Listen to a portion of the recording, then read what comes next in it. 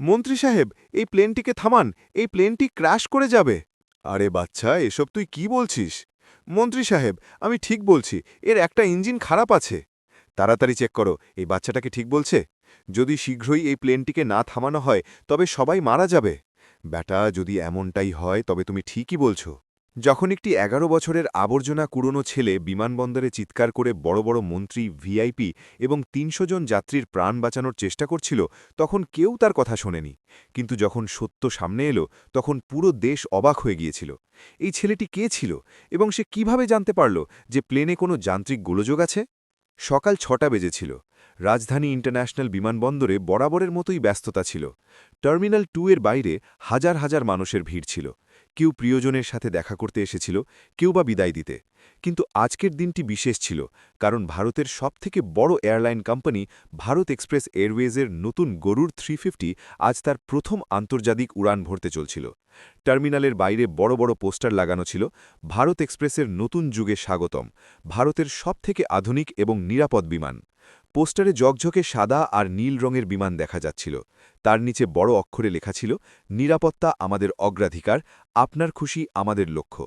কিন্তু এই চাকচিক্যের ঠিক পেছনে টার্মিনালের আবর্জনার স্তূপের কাছে ১১ বছরের অর্জুন তার ছোট প্লাস্টিকের বোতল আর কাগজের টুকরো কুড়োচ্ছিল।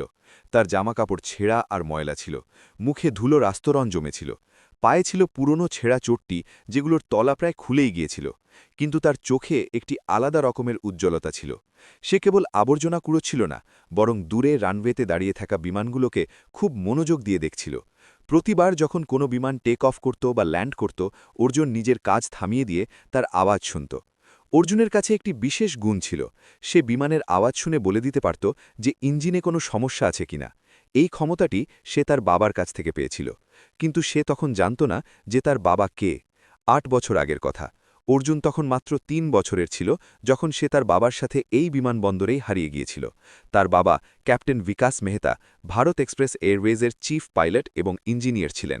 তিনি এই রাজধানী ইন্টারন্যাশনাল বিমানবন্দরের মালিকও ছিলেন। সেদিন তিনি অর্জুনকে বিমানবন্দর ঘুরিয়ে দেখাতে এনেছিলেন। দেখো বেটা, ক্যাপ্টেন বিকাশ ছোট্ট অর্জুনকে কোলে তুলে বিমান দেখিয়েছিলেন। এটা হলো ইঞ্জিন, এটা বিমানের হৃৎপিণ্ড।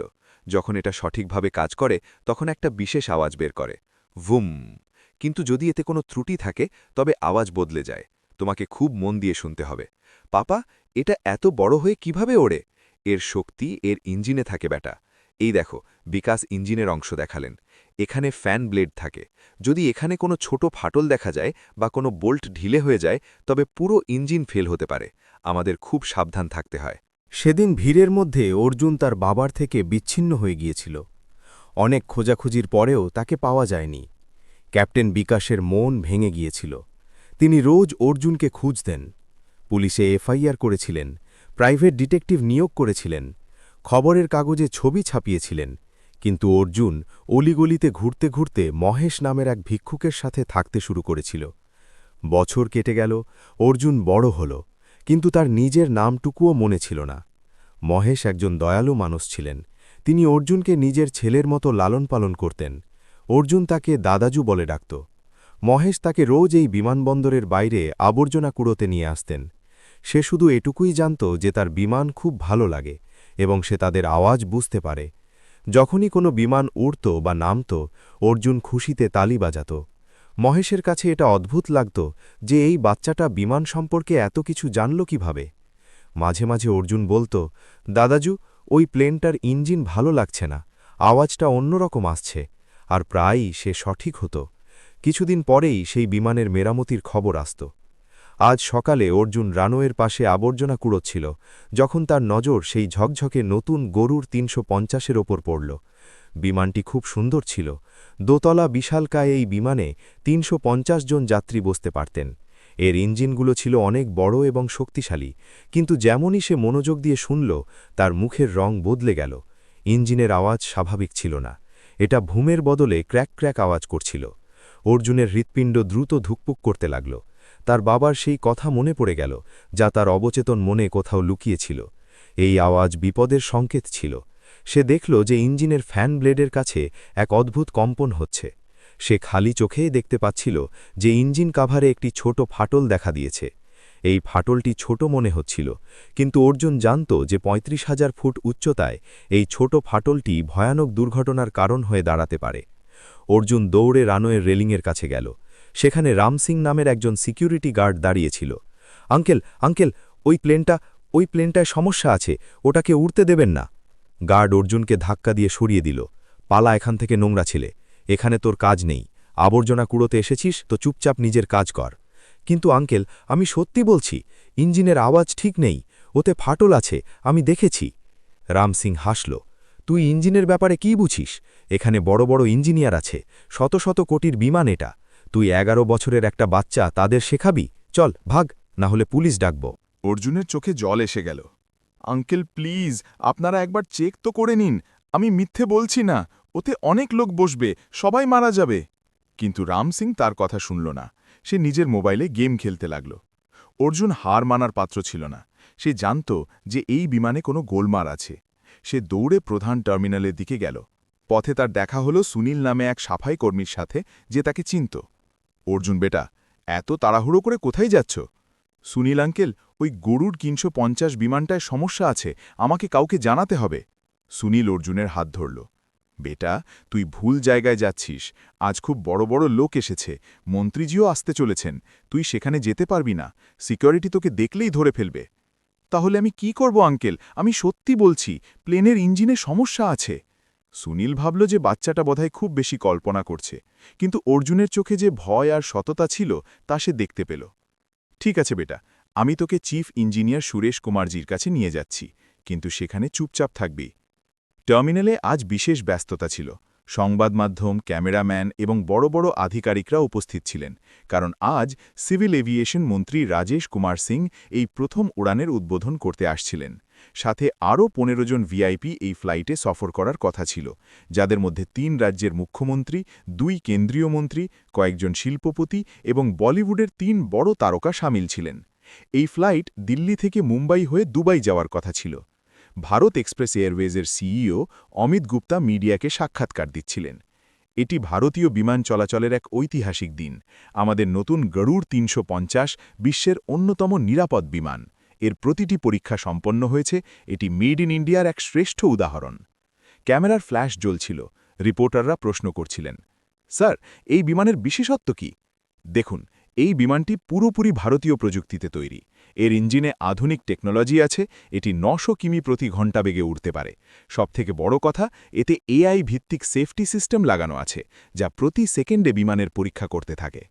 কিন্তু সত্য এটাই ছিল যে এই বিমানটি খুব তাড়াহুড়ো করে তৈরি করা হয়েছিল। কোম্পানিকে মন্ত্রীজির প্রোগ্রাম অনুযায়ী বিমান তৈরি করতে হয়েছিল। কিছু জরুরি পরীক্ষা অসম্পূর্ণ থেকে গিয়েছিল, কিন্তু কোম্পানির চাপ ছিল যে বিমান যেন সঠিক সময় তৈরি হয়, না হলে কোটি কোটি টাকার লোকসান হবে। চিফ ইঞ্জিনিয়ার সুরেশ কুমারের মনেও কিছু সন্দেহ ছিল।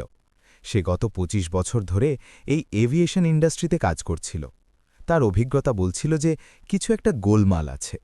সে সিইও অমিত গুপ্তাকে বলেছিল, স্যার, আমার মনে হয় আমাদের একদিন আরও অপেক্ষা করা উচিত। কিছু পরীক্ষা বাকি আছে, বিশেষ করে ইঞ্জিনের ফ্যান ব্লেডের পরীক্ষা অসম্পূর্ণ। কিন্তু অমিত গুপ্তা তার কথা শোনেননি। দেখুন সুরেশজি, মন্ত্রীজি আসছেন, মিডিয়ার পুরো সেটআপ হয়ে গেছে, আমরা কোটি কোটি টাকায় এই মিন্টে খরচ করেছি। এখন প্রোগ্রাম বাতিল হতে পারে না। আপনি বেশি দুশ্চিন্তা করবেন না, এই বিমানটি পুরোপুরি সেফ। সুরেশ কুমার চুপ হয়ে গিয়েছিল। তার নিজের চাকরির চিন্তা ছিল। সে জানত যে সে যদি বেশি জেদ করে তবে তাকে বের করে দেওয়া হবে। কিন্তু তার মন বলছিল যে কিছু একটা ভুল হচ্ছে। ঠিক এই সময়ে সুনীল অর্জুনকে নিয়ে সুরেশ কুমারের কাছে এলো। স্যার, ওই বাচ্চাটা বলছে যে প্লেনে কোনো ত্রুটি আছে। সুরেশ কুমার অর্জুনকে দেখল, একটি নোংরা ময়লা জামাকাপড় পরা বাচ্চা। সে হেসে বলল, আরে ভাই, ও তো বাচ্চা, ও বিমানের ব্যাপারে কি জানবে? কিন্তু অর্জুন এগিয়ে এলো। তার চোখ জলজল করছিল। আঙ্কেল, আমি দেখেছি গরুড় 350-র ডান দিকের ইঞ্জিনে ফাটল আছে, ফ্যান ব্লেডের কাছে, আর ইঞ্জিন থেকে অদ্ভুত আওয়াজ আসছে। সুরেশ কুমারের মুখ গম্ভীর হয়ে গেল। এই বাচ্চাটা টেকনিক্যাল শব্দ ব্যবহার করছিল। ফ্যান ব্লেড সম্পর্কে কিভাবে জানলে? তুমি এসব জানলে কি করে? আমি জানি আঙ্কেল, আমি রোজ এখানে আসি, প্লেন দেখি, এদের আওয়াজ শুনি। যখন ইঞ্জিন ঠিক থাকে তখন ফুম আওয়াজ হয়, কিন্তু ওটাতে ক্র্যাক ক্র্যাক আওয়াজ আসছে, ওটা খারাপ। সুরেশ কুমারের হৃৎপিণ্ড ধক করে উঠল। সে জানত যে ক্র্যাকিং সাউন্ডের মানে কি হতে পারে। কোথায় শিখেছ এসব? অর্জুন মাথা নাড়ল। আমার মনে নেই, শুধু জানি। সুরেশ কুমারের সন্দেহ আরও বেড়ে গেল। সে তৎক্ষণাৎ নিজের টিমকে ডাকল। রাজ, প্রদীপ, তোমরা এক্ষুনি গরুর 350-র রাইট ইঞ্জিন চেক করো, বিশেষ করে ফ্যান ব্লেডটা দেখো। কিন্তু স্যার, আমরা তো কালকেই চেক করেছি। আমি বলেছি যখন করো, তাড়াতাড়ি করো। ইঞ্জিনিয়ারদের টিম বিমানের দিকে গেল। ২০ মিনিট পর তারা ফিরে এলো। তাদের মুখ ফ্যাকাশে হয়ে গিয়েছিল। স্যার, বাচ্চাটা ঠিকই বলছিল, রাইট ইঞ্জিনের ফ্যান ব্লেডে হেয়ার লাইন ক্র্যাক আছে, এটা খুব বিপজ্জনক। সুরেশ কুমারের হুঁশ উড়ে গেল। কি? এটা কিভাবে সম্ভব? কাল তো সব ঠিক ছিল। স্যার, মনে হয় রাতে গ্রাউন্ড টেস্টিংয়ের সময় এই ফাটলটা তৈরি হয়েছে। যদি এই বিমান উড়ত, তবে হাই অল্টিটিউডে প্রেশারের কারণে এই ফাটল বেড়ে যেত এবং পুরো ইঞ্জিন ব্লাস্ট হয়ে যেত। সুরেশ কুমার অর্জুনের কাছে এলো। তার চোখে জল ছিল। বেটা, তুমি আমাদের সবার প্রাণ বাঁচিয়েছ। তুমি জানলে কি করে? আঙ্কেল, আমি জানি না, শুধু আওয়াজ শুনে মনে হলো। পাপা বলতেন যে ইঞ্জিনের আওয়াজ অনেক কিছু বলে দেয়। সুরেশ কুমার দৌড়ে অমিত গুপ্তার কাছে গেল। স্যার, গরুর ৩৫০ উঠতে পারবে না, ইঞ্জিনে ফাটল আছে। অমিত গুপ্তার মুখ লাল হয়ে গেল। কি আজেবাজে বকছ? মন্ত্রীজি ১০ মিনিটের মধ্যে চলে আসবেন, সব প্রস্তুতি হয়ে গেছে। স্যার, আমি সত্যি বলছি, যদি এই বিমান ওড়ে তবে ক্র্যাশ হয়ে যাবে, ৩৫০ জন মানুষ মারা যাবে। এসব তোমার মনের ভুল, বিমান একদম ঠিক আছে। স্যার, একটি ১১ বছরের বাচ্চা আমাদের বলেছে এবং আমরা চেক করেছি, ফাটল কনফার্ম। অমিত গুপ্তা অবাক হয়ে গেল। কোন বাচ্চা? সুরেশ কুমার অর্জুনকে ডাকল। অমিত গুপ্তা অর্জুনকে দেখল। একটি ছোট ময়লা ছেলে। এটা কি জোক? এই নোংরা বাচ্চার কথায় তুমি বিমান ক্যান্সেল করতে বলছ? ঠিক এই সময়ে বাইরে সাইরেনের শব্দ শোনা গেল। মন্ত্রীজির কনভয় চলে এসেছিল। ১৫টি কালো ঝকঝকে SUV, police escort, black cat কমান্ডোদের পুরো সেটআপ। মিডিয়া তাড়াহুড়ো করে তাদের ক্যামেরা সেট করতে লাগল। অমিত গুপ্তা সুরেশ কুমারকে বলল, দেখো, এখন আর কিছু হতে পারে না, প্রোগ্রাম হবে, বিমান উড়বে, এটাই ফাইনাল। কিন্তু অর্জুন এসব শুনছিল। সে বুঝতে পারল যে এই লোকগুলো তার কথা মানবে না। তার মন ধুকপুক করছিল। তার মনে হলো যেন কোনো এক খারাপ স্বপ্ন। সে দেখল মন্ত্রীজি আর তাদের সাথে আসা ভিআইপিরা টার্মিনালে ঢুকছেন। সবার মুখে হাসি। তারা সবাই ওই গরুর ৩৫০-এ সাওয়ার হতে চলেছেন, যা ওড়ার পরেই ক্র্যাশ হয়ে যাবে। অর্জুনের দম বন্ধ হয়ে আসছিল। সে দৌড়ে বাইরে এলো। সেখানে সে মহেশকে পেল, যে তাকে খুঁজছিল। দাদাজু, ওই প্লেনটা, ওই গরুর ৩৫০ বিমানটা খারাপ, ওতে বড় বড় লোক বসবে, মন্ত্রীজিও, কিন্তু ওর ইঞ্জিন খারাপ আছে, সবাই মারা যাবে। মহেশ অর্জুনকে জড়িয়ে ধরল। বেটা, তুই এসব কেন ভাবছিস? এখানে বড় বড় ইঞ্জিনিয়ার আছে, তারা কি আর ভুল করবে? না দাদাজু, আমি ইঞ্জিনিয়ার আঙ্কেলকে বলেছি, উনি চেকও করেছেন, কিন্তু বড় সাহেব মানছেন না। মহেশ বুঝতে পারল যে অর্জুন খুব অস্থির হয়ে আছে। তাহলে আমরা কি করতে পারি বেটা? অর্জুনের চোখে এক অদ্ভুত সংকল্প ফুটে উঠল। দাদাজু, আমাকে ওখানে যেতে হবে, মন্ত্রীজির সাথে দেখা করতে হবে। না বেটা, ওখানে অনেক সিকিউরিটি, তোকে ভেতরে যেতে দেবে না। তাহলে আমি বাইরে থেকেই চিৎকার করব, যতক্ষণ তারা না শুনবে। অর্জুন মহেশের হাত ছেড়ে দিয়ে টার্মিনালের দিকে দৌড়াল। মহেশও তার পেছনে দৌড়াল। অর্জুন, থাম, ফিরে আয়। টার্মিনালের ভেতরে মন্ত্রী রাজেশ কুমার সিংকে স্বাগত জানানো হচ্ছিল। তার গলায় ফুলের মালা পরানো হল। মিডিয়া তাকে প্রশ্ন করছিল, মন্ত্রীজি, এই গরুর ৩৫০ ভারতীয় বিমান চলাচলের জন্য কতটা গুরুত্বপূর্ণ? দেখুন, এটি মেক ইন ইন্ডিয়ার সবথেকে ভালো উদাহরণ। আমাদের দেশের ইঞ্জিনিয়াররা এটি বানিয়েছেন। এটি বিশ্বের অন্যতম অ্যাডভান্সড বিমান। অমিত গুপ্তাও খুশি ছিল। তার মনে হচ্ছিল সব পরিকল্পনা মতোই এগোচ্ছে। সুরেশ কুমার এক কোণে চুপচাপ দাঁড়িয়েছিল। তার মন বারবার বলছিল যে এটা ভুল হচ্ছে, কিন্তু সে কিছু করতে পারছিল না। হঠাৎ বাইরে থেকে একটি জোরালো আওয়াজ এলো, মন্ত্রীজি, মন্ত্রীজি, থামুন, প্লেন ওড়াতে দেবেন না। এটা অর্জুনের আওয়াজ ছিল। সে টার্মিনালের বাইরে থেকে গায়ের জোরে চিৎকার করছিল। ভেতরে সবাই তা শুনতে পেল। মন্ত্রীজি জিজ্ঞেস করলেন, এটা কে চিৎকার করছে?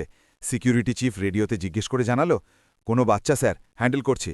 বাইরে ২ সিকিউরিটি গার্ড অর্জুনকে ধরার জন্য দৌড়ালো, কিন্তু অর্জুন খুব চটপটে ছিল। সে এদিক ওদিক পালিয়ে বেড়াচ্ছিল। মন্ত্রীজি, গরুর ৩৫০-এর ইঞ্জিন খারাপ, সবাই মারা যাবে, প্লিজ থেমে যান। ভেতরে মন্ত্রীজি বিরক্ত হলেন। এ কেমন আওয়াজ আসছে? কোনো বাচ্চা ডিস্টার্ব করছে? অমিত গুপ্তা ঘাবড়ে গিয়ে বলল, স্যার, কোনো পাগল বাচ্চা হবে, আপনি টেনশন নেবেন না, এখনই সামনে নেওয়া হবে। কিন্তু সুরেশ কুমারের মনে হল এটা অর্জুনের আওয়াজ। সে জানত যে বাচ্চাটা সত্যি বলছে। সে সাহস সঞ্চয় করে বলল, স্যার, ১ মিনিট দাঁড়ান, এই বাচ্চাটা সত্যি বলছে। অমিত গুপ্তা রেগে গিয়ে বলল, তুমি চুপ করো, মন্ত্রীজিকে বিরক্ত করো না। বাইরে অর্জুন তখনও চিৎকার করছিল। এখন কিছু লোক তার আশেপাশে জমা হয়ে গিয়েছিল। এ কি বলছে? কোনো পাগল ছেলে হবে, ওকে ধরো কেউ। কিন্তু মহেশ অর্জুনকে রক্ষা করল। এটা আমার নাতি, ও পাগল নয়, ও সত্যি বলছে। কিছু লোক মহেশকে জিজ্ঞেস করল, কি ব্যাপার, ও কেন চিৎকার করছে? মহেশ বলল, ও বলছে যে বিমানে ত্রুটি আছে, ইঞ্জিন ঠিক নেই। মানুষ অবাক হল, একটি ছোট বাচ্চা ইঞ্জিনের ব্যাপারে জানল কিভাবে? ঠিক এই সময়ে কিছু এয়ারপোর্ট এমপ্লয়িও সেখানে এলো। তাদের মধ্যে সুনীলও ছিল। আরে, এ তো ওই বাচ্চাটা যে সুরেশ স্যারের কাছে গিয়েছিল। কি ব্যাপার? এই বাচ্চাটা সত্যি বলছে। ও বলেছিল যে গরুর ৩৫০-এর ইঞ্জিনে ফাটল আছে। সুরেশ স্যার চেক করিয়েছিলেন তো সত্যি ফাটল পাওয়া গিয়েছিল। এই কথা শুনে ভিড়ের মধ্যে গুঞ্জন শুরু হলো। কি? ও সত্যি ফাটল ডিটেক্ট করেছে? হ্যাঁ, কিন্তু সিইও সাহেব মানছেন না। আরে, এটা তো খুব গুরুতর ব্যাপার। যদি ফাটল থাকে তবে তো বিমান ক্র্যাশ হয়ে যাবে। এখন ভিড় বাড়তে লাগল, মানুষ চিৎকার করতে লাগল, বিমান থামান, বাচ্চাটা সত্যি বলছে, মন্ত্রীজিকে জানান। এই চিৎকার ভেতরে পৌঁছল। মন্ত্রীজি বিরক্ত হয়ে উঠলেন। বাইরে এত গোলমাল কেন হচ্ছে? সংবাদ মাধ্যমের লোকেরাও সতর্ক হয়ে গেল। কিছু ক্যামেরাম্যান বাইরের দিকে গেল। তারা দেখল একটি ছোট বাচ্চা বারবার চিৎকার করছে আর ভিড় তার কথা শুনছে। একজন রিপোর্টার অর্জুনের কাছে গিয়ে মাইক ধরল। বেটা, তুমি কি বলছো? বিমানে কি সমস্যা আছে? অর্জুন হাঁপাতে হাঁপাতে বলল, দিদি, গরুর ৩৫০-এর রাইট ইঞ্জিনে ফাটল আছে, ফ্যান ব্লেডের কাছে। যদি এটা ওড়ে তবে ক্র্যাশ হয়ে যাবে, সবাই মারা যাবে। রিপোর্টার অবাক হয়ে গেল। তুমি কিভাবে জানলে? আমি আওয়াজ শুনেছি, ক্র্যাক ক্র্যাক আওয়াজ আসছে, ওটা ভালো নয়। রিপোর্টার তৎক্ষণাৎ তার ক্যামেরাম্যানকে ইশারা করল। এটা ছিল ব্রেকিং নিউজ। এই ১১ বছরের বাচ্চা দাবি করছে যে গরুর ৩৫০-এর টেকনিক্যাল ফল্ট আছে। এর মতে ইঞ্জিনে ফাটল আছে। এই নিউজ সাথে সাথেই লাইভ টিভিতে চলে এলো। ভেতরে টার্মিনালেও টিভি স্ক্রিনে এই নিউজ দেখা গেল। মন্ত্রীজি দেখলেন এবং বললেন, এসব কি হচ্ছে? এই বাচ্চাটি কে? অমিত গুপ্তার শ্বাস আটকে যাওয়ার জোগা। স্যার, এটা কোনো ষড়যন্ত্র, বিরোধী দলের চাল। আমাদের প্রোগ্রাম নষ্ট করার জন্য এই বাচ্চাকে পাঠানো হয়েছে। কিন্তু সুরেশ কুমার এগিয়ে এলো। না স্যার, এই বাচ্চাটা সত্যি বলছে। আমি নিজে চেক করিয়েছি, ইঞ্জিনে হেয়ার লাইন ক্র্যাক আছে। মন্ত্রীজির মুখ গম্ভীর হয়ে গেল। কি? আপনি কনফার্ম করছেন? হ্যাঁ স্যার, এই বাচ্চাটা আমাদের জানাতে এসেছিল। প্রথমে আমরা এর কথা শুনিনি, কিন্তু যখন চেক করলাম তখন ফাটল পাওয়া গেল। অমিত গুপ্তা ঘাবড়ে গিয়ে বলল, স্যার, এসবই কনফিউশন, বিমান একদম সেফ। মন্ত্রীজি রেগে গিয়ে বললেন, তোমরা কি করছো? যদি বিমানে ফল্ট থাকে তবে আমাকে আগে কেন জানাওনি? সুরেশ কুমার বলল, স্যার, আমি জানাতে চেয়েছিলাম কিন্তু স্যার, এসবই বাড়িয়ে বলা হচ্ছে। অমিত গুপ্তা মাঝপথেই কথা কেড়ে নিল। বাইরে এখন মিডিয়ার পুরো সার্কাস বসে গিয়েছিল। প্রচুর ক্যামেরা চলে এসেছিল। অর্জুনকে ঘিরে ধরে প্রশ্ন করা হচ্ছিল, বেটা, তুমি ইঞ্জিনিয়ারিং কোথায় শিখলে? অর্জুন সরল মনে বলল, আমি জানি না, শুধু আওয়াজ শুনে মনে হয়। তোমার মা বাবা কি করেন? আমার মনে নেই, আমি হারিয়ে গিয়েছিলাম। মহেশ জানালো, ও ৮ বছর ধরে আমার সাথে আছে। ওর মা বাবার কথা ওর মনে নেই, কিন্তু ও প্লেন সম্পর্কে অনেক কিছু জানে। একজন অভিজ্ঞ এভিয়েশন জার্নালিস্ট রমেশ শর্মাও সেখানে পৌঁছল। তার ২০ বছরের অভিজ্ঞতা ছিল। অর্জুনকে জিজ্ঞেস করল, বেটা, তুমি ঠিক কোথায় ফাটল দেখলে? অর্জুন ডিটেলে জানালো, রাইট ইঞ্জিনের ফ্যান ব্লেড হাউজিংয়ে, কম্প্রেসার সেকশনের কাছে। রমেশ অবাক হয়ে গেল। এই টেকনিক্যাল শব্দগুলো একটি ১১ বছরের আবর্জনা কোড়ানো ছেলে জানল কিভাবে? তুমি এটা শনাক্ত করলে কিভাবে? আওয়াজ শুনে। নর্মাল সময় ওটা করে, কিন্তু ফাটল থাকলে ক্র্যাক ক্র্যাক হয়, এয়ার লিক হয়ে যায়। রমেশ বুঝতে পারল যে এই বাচ্চাটা যা বলছে তা টেকনিক্যালি একদম সঠিক। রমেশ তার পরিচিত মহলে যোগাযোগ করল। সে সরাসরি ডিজিসিএ অর্থাৎ ডিরেক্টরেট জেনারেল অফ সিভিল এভিয়েশনের অধিকারিকদের কল করল। স্যার, এখানে একটা সিরিয়াস সিচুয়েশন। একটি বাচ্চা দাবি করছে যে গরুর ৩৫০-এ ইঞ্জিন ফাটল আছে, আর চিফ ইঞ্জিনিয়ারও কনফার্ম করছে। ডিজিসিএর অধিকারিক চমকে গেল। কি বলছো? আমাদের এখনই ডিটেলস চাই। এদিকে টার্মিনালের ভেতরে উত্তেজনা বাড়ছিল। মন্ত্রীজি অমিত গুপ্তাকে কড়া ভাষায় বললেন, যদি ১%ও চান্স থাকে যে বিমান আনসেফ, তবে আমি ওটাতে বসব না, আর কাউকে বসতে দেব না। অমিত গুপ্তার চাকরি এখন বিপদে। যদি প্রোগ্রাম বাতিল হয় তবে কোম্পানির কোটি কোটি টাকার লোকসান হবে। Sir, please trust me. এই বাচ্চাটা কনফিউশন ক্রিয়েট করছে। কিন্তু এখন মন্ত্রীজির ধৈর্য শেষ হয়ে গিয়েছিল। আমার এখনই ডিটেইলড টেকনিক্যাল রিপোর্ট চাই, এখনই। বাইরে ডিজিসিএর এমার্জেন্সি টিম চলে এলো। তাদের সাথে ছিলেন সিনিয়র এয়ারক্রাফট ইঞ্জিনিয়াররা। তারা অর্জুনের সাথে কথা বললেন। বেটা, তুমি আমাদের এক্স্যাক্ট লোকেশন বলো। অর্জুন রানওয়ের দিকে ইশারা করে বলল, ওই দেখুন, গরুর 350 এর রাইট ইঞ্জিন, ফ্যান ব্লেড হাউজিংয়ে ফাটল আছে। আপনারা ম্যাগনিফাইং গ্লাস দিয়ে দেখুন। ডিজিসিএর সিনিয়র ইঞ্জিনিয়ার ডক্টর শর্মা বললেন, চলো চেক করি। পুরো টিম বিশেষ যন্ত্রপাতির সাথে বিমানের কাছে গেল। ৩০ মিনিটের বিস্তারিত পরীক্ষার পর ডক্টর শর্মা ফিরে এলেন। তার মুখ গম্ভীর ছিল। বাচ্চাটা একদম ঠিক বলছে, ইঞ্জিনে ক্রিটিক্যাল ক্র্যাক আছে, এই বিমানটি একেবারেই উড়ানের যোগ্য নয়। সবার হুঁশ উড়ে গেল। ডিজিসিএ তৎক্ষণাৎ বিমানটিকে গ্রাউন্ডেড করে দিল। এই বিমানের উড়ান ততদিনের জন্য বন্ধ করে দেওয়া হলো যতদিন না কমপ্লিট ইঞ্জিন রিপ্লেসমেন্ট হচ্ছে। ভেতরে যখন এই খবর পৌঁছালো তখন মন্ত্রীজির রাগ সপ্তম আকাশে গিয়ে পৌঁছাল। সুরেশ কুমার এখন ভয় পেয়ে গিয়েছিল। তার মনে হলো সবাই তাকে দোষারোপ করবে, কিন্তু মন্ত্রীজি তাকে বললেন, আপনি সঠিক করেছিলেন ওয়ার্নিং দিয়ে, কিন্তু আপনার আরও জোরালো হওয়া উচিত ছিল। সুরেশ কুমার বলল, স্যার, সত্যি বলতে ওই বাচ্চাটা আমাদের সবার চোখ খুলে দিয়েছে। ও যদি না থাকত তবে আজ। মন্ত্রীজি বললেন, হ্যাঁ, আমরা সবাই মরে যেতাম। আমাকে ওই বাচ্চাটার সাথে দেখা করতে হবে। মন্ত্রীজি বাইরে এলেন। মন্ত্রীজি নিজের সিকিউরিটিকে ইশারা করলেন, সবাইকে সরিয়ে দাও, আমি বাচ্চার সাথে একা কথা বলতে চাই। যখন ভিড় সরল তখন মন্ত্রীজি অর্জুনের সামনে এলেন। তিনি অর্জুনের কাঁধে হাত রাখলেন। বেটা, তুমি আজ আমাদের সবার প্রাণ বাঁচিয়েছ, তুমি হিরো। অর্জুন সরলতার সাথে জিজ্ঞেস করল, মন্ত্রীজি, প্লেন আর উড়বে না তো? সবাই সেফ তো? মন্ত্রীজির চোখে জল এসে গেল। হ্যাঁ বেটা, সব সেফ তোমার জন্য। ঠিক এই সময় একটি কালো এসইউভি এলো এবং তা থেকে একজন লোক নামলেন। বছর 50-এর কাছাকাছি বয়স, দুশ্চিন্তাগ্রস্ত মুখ, দামি স্যুট পরা। ইনি ছিলেন ক্যাপ্টেন বিকাশ মেহতা। তিনি টিভিতে নিউজ দেখেছিলেন এবং তৎক্ষণাৎ এয়ারপোর্ট চলে এসেছিলেন। ওই বাচ্চাটার মধ্যে তার কিছু পরিচিত লেগেছিল। যেমনই তার নজর অর্জুনের ওপর পড়ল, তিনি থমকে গেলেন। তার হৃৎপিণ্ড দ্রুত ধুকপুক করতে লাগল। ক্যাপ্টেন বিকাশ ধীরে ধীরে অর্জুনের কাছে এলেন। তার হাত কাঁপছিল। বেটা? তার গলায় কম্পন ছিল। অর্জুন তার দিকে তাকালো। কিছু একটা চেনা চেনা মনে হলো, যেন কোনো এক ঝাপসা স্বপ্ন। আপনি কে আঙ্কেল? বিকাশের গলায় কথা আটকে যাচ্ছিল। আমি তোমার পাপা অর্জুন। অর্জুন বিভ্রান্ত হয়ে দেখতে থাকল। পাপা? কিন্তু আমার তো মনে নেই। বিকাশ অর্জুনকে জড়িয়ে ধরলেন। হ্যাঁ বেটা, তুমি আমার অর্জুন। 8 বছর আগে তুমি এই এয়ারপোর্টেই হারিয়ে গিয়েছিলে। আমি তোমাকে অনেক খুঁজেছি। অর্জুনের ধীরে ধীরে কিছু মনে পড়তে লাগল। এয়ারপ্লেনের মডেল, ককপেট, বাবার কোলে বসা, ইঞ্জিনের আওয়াজ শোনা। পাপা, আপনি আমাকে এয়ারপ্লেন দেখাতেন আর ইঞ্জিনের আওয়াজের ব্যাপারে বলতেন। বিকাশ খুশিতে কাঁদছিলেন। হ্যাঁ বেটা, তুমি ছোট ছিলে কিন্তু সব মনে রাখতে, তাই আজ তুমি সবার প্রাণ বাঁচিয়েছ। মহেশও ইমোশনাল হয়ে পড়েছিলেন। 8 বছর ধরে তিনি অর্জুনকে নিজের ছেলে ভেবেছিলেন, কিন্তু এখন তার খুশি হচ্ছিল যে অর্জুন তার আসল বাবাকে ফিরে পেয়েছে। সাহেব, এই বাচ্চাটা 8 বছর ধরে আমার সাথে ছিল, আমি এর যত্ন নিয়েছি। বিকাশ মহেশের হাত ধরলেন। আপনি আমার ছেলের প্রাণ বাঁচিয়েছেন, আমি আপনার সারা জীবন কৃতজ্ঞ থাকব। বিকাশ অর্জুনকে কোলে তুলে নিলেন। বেটা, এখন তুমি আর কখনো আমার থেকে আলাদা হবে না। আর হ্যাঁ, তুমি আজ যা করেছ তার সারা জীবন মনে রাখা হবে। তুমি সত্যি হিরো।